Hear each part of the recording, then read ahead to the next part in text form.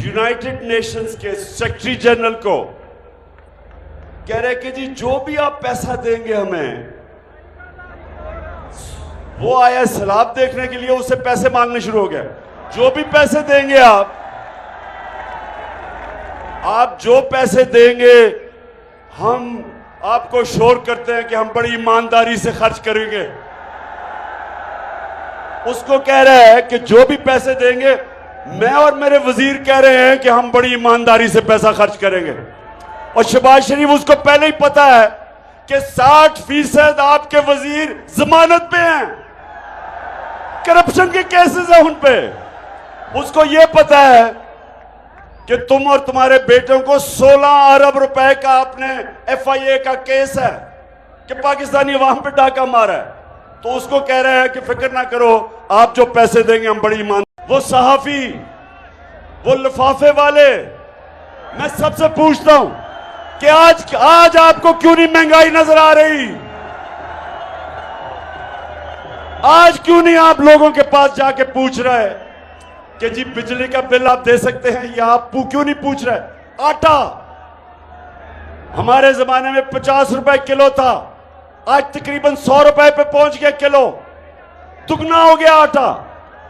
तो 4 महीने में कौन सी इतनी बड़ी क़यामत आई कि कीमतें आसमानों पे चली गई?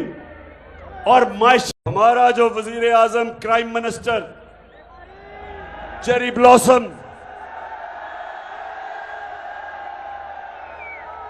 दुनिया में चला गया पैसे मांगने के लिए। अब गुजरावाला, मैं अब एक और चीज बताऊं कि जब प्राइम मिनिस्टर था मैं, तो जब भी मैं किसी बैरून मुल्क मिनिस्टर या प्राइम मिनिस्टर से मिलता था, तो मुझे पहले मेरा फॉरेन ऑफिस बताता था कि इसकी रेपुटेशन क्या है, इसकी तालीम क्या है, ईमानदार है, चोर है, करप्ट है, सब कुछ पता, सारा हर चीज जिससे भी मैं मिलता था, और जो भी दुनिया में प्राइम मिनिस्टर मिलता है, हर चीज उसका अगला पिछला पहले पता चल जाता है। तो जब शहबाज शरीफ गया पैसे मांगने के लिए,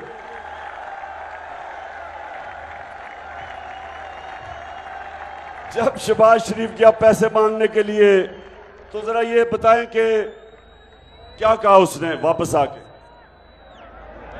मैं सऊदी अरब से होके आया हूं, मैं UAE के होके, अभी मैं तुर्की होके आया हूं, और मैंने उन भाइयों को कहा कि आप हमारे बड़े अजीम भाई हैं, हमेशा आपने हमारी मदद की। और मैंने यही कहा, जब मैं आया हूं तो आप समझेंगे शायद ये मांगने के, शायद ये मांगने आया है, मैं मांगने नहीं आया, लेकिन मजबूरी है। जिस तरह माजी में 75